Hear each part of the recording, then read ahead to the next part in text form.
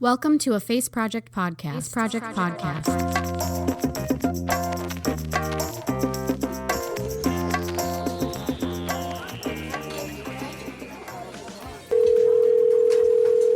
Hello? It's just pure life. It's pure and my innocence. mom it's is a pure writer. gratitude. So I ended up in America. I am an adopted Korean and have been all my life. It's a perfect blend of science and creativity. I was screaming, I will live over here till I die.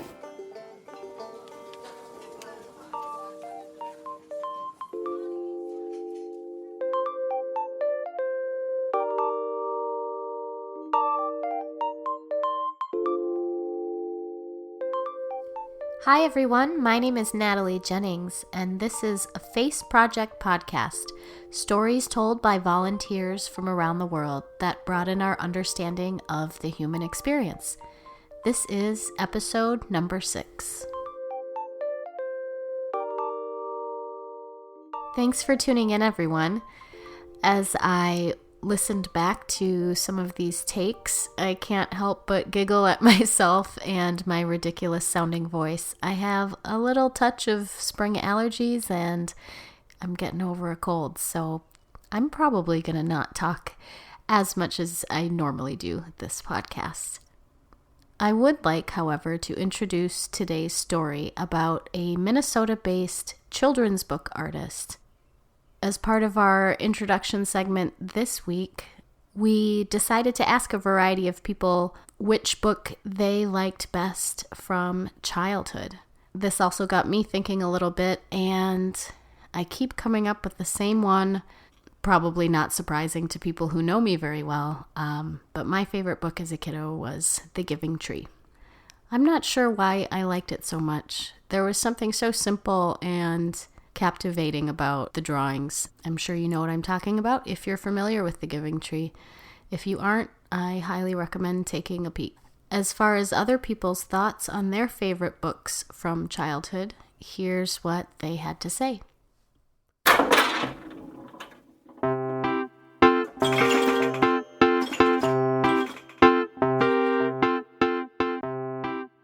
Hi, my name's Danny, and my favorite book growing up was The Monster at the End of This Book. And I loved it because there was a ridiculousness to it that Grover could build a brick wall and you wouldn't be able to turn the page. But I think my favorite part was my mom reading it to me. She always would have these great voice inflections and the anticipation that the ending might be different. Even though we read it 100 different times, it was my favorite. And yeah, I read it all the time. It was the best.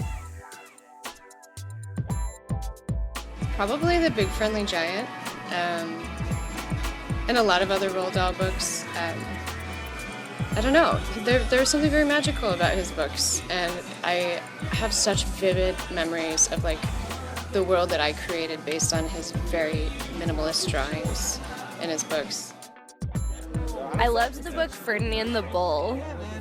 It was so nice that it's like you don't have to be out there playing soccer or fighting people. You can just sit and chill and pick flowers. Yeah. Let's see, the first book I remember reading on my own as a kiddo that really kind of caught my imagination was Runaway Ralph by Beverly Cleary. There was just something about a little critter on a motorcycle that captured my fancy. Why? I don't know. I just loved it. Before we dive into this week's episode, I'd like to strongly recommend that you take a peek at the photographs we have from Kayla's story. Because this is a story about a visual artist, it makes sense that the visual component strongly complements this story. We have a number of examples of Kayla's work on the website. Just head over to afaceproject.com, look under the podcast menu, and there you'll find episode number 6, Kayla.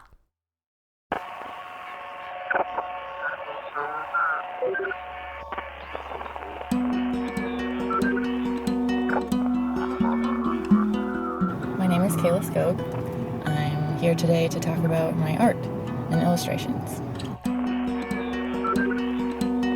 I like focusing on children's book illustration. I like drawing animals and kids, all that fun stuff. I heard Grandpa on my transistor radio, though he turned in his bones 20 years ago. Illustration was a fit for me because I really like stories, and I like combining illustrations with stories and illustrating a specific scene and telling a story through pictures, so I knew illustration is what I would focus on. So I grabbed my backpack and my flashlight and a bag of caramel corn. I got my bicycle and the radio, and I headed on the road. I said, I'm ready for what I'm about to see. Yep. When I was in high school, I liked drawing people and never knew what my focus was. I just knew that I liked drawing people. And when I went to college in New York City at the School of Visual Arts, I found that children's books really spoke to me. I like the innocence and the nostalgia, and it's just a happy time. I'm not into like making really dark art that tries to send a message or political anything. I really like the innocence of children's books. I said, Grandpa, where is this thing you wanted to show me? He said, kid, you got a long way to go. My goal is to publish a children's book, get a book published, book form. Because right now I'm working for an awesome company that I love, Farfaria, and I'm illustrating children's books, short children's stories, and I'm mainly focusing on nonfiction animal stories, and that's awesome and wonderful, and I love it, and it's published on an iPad. But my real goal is to have some sort of tangible book. That's my dream.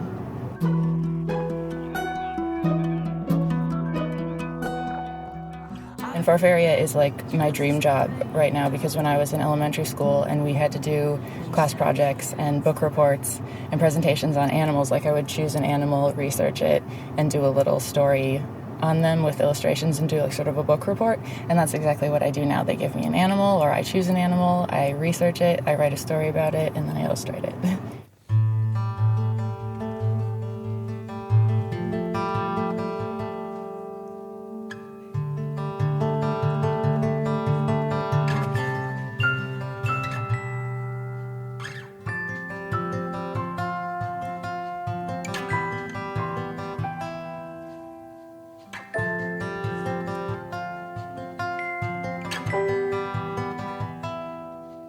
I met Peter. I met my now fiancé, Peter, at school when we both went to the School of Visual Arts.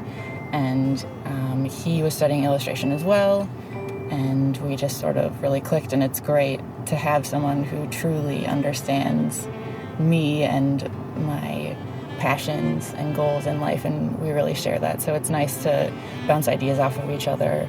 He makes super cute children's book illustrations too. I think that he was also in the same position as I was, not just knowing that we wanted to make art, but not knowing exactly how to do it as a career. And so once he found out that I was studying children's book illustration, he was like, yeah, actually I really feel that connection too, and wanted to pursue that.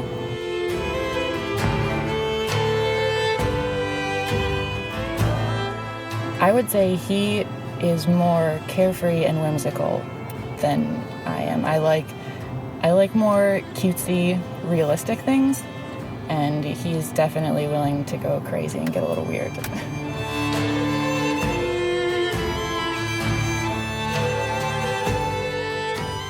My biggest challenge as an artist is justifying that I need to make money for doing something that I would do for fun. Like, I feel like it's just something I have to do. I have to make stuff, and then it's just weird asking for money for it. Like, I don't make a beautiful piece of artwork or work really hard on a children's book that I feel great about.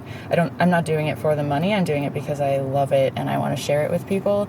But then I have to stay alive and eat, and so then I have to ask for money, and that it just kind of taints it. So that's always been a battle. But it's like my life. I put my heart in that. Where I've been and where I am is the shore.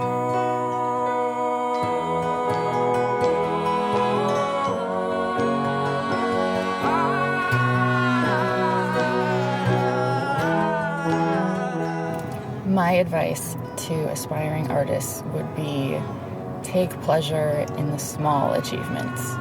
because there is a lot of rejection and a lot of reasons why you shouldn't become an artist and try and make money on it, and a lot of reasons why life is going to tell you, no, that's the wrong thing to do. Go back to school, study business, get a real job. But if you take joy in the tiny victories, like posting a work on Facebook and having someone that you admire, some sort of artist that you admire, like it, that's a step, that's encouragement, and listen to that.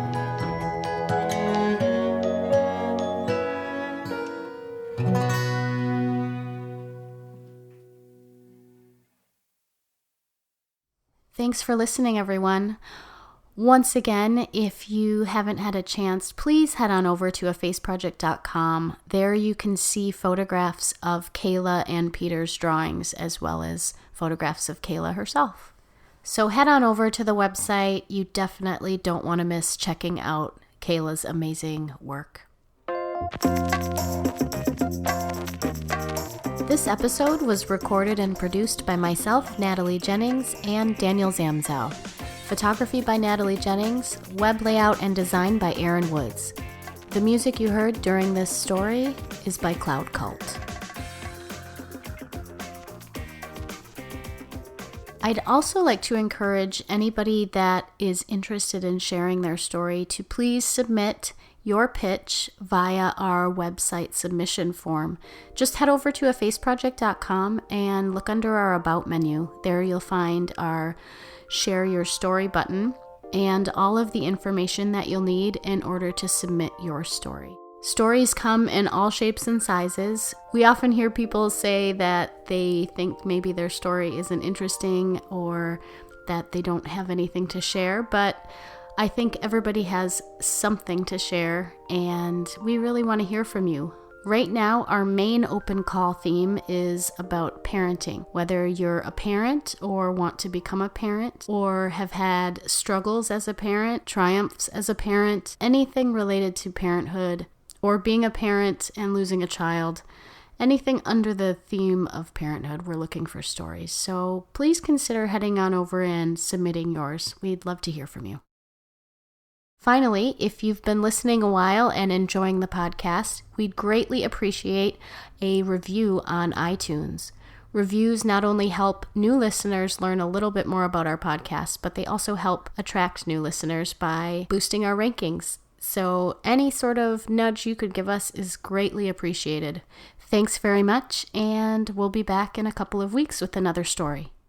Artists that I love are so many that I'm probably going to forget some being put on the spot. That's okay. But Renata Luska, David Weisner was one of the artists that I really started getting interested in children's books. And Sean Tan, when I saw those, I would go to Barnes & Noble, look around the children's book section, and Sean Tan and David Weisner really stood out to me. But since then, my style has changed a little bit, and I like more John Klassen and Renata Luska, I would say.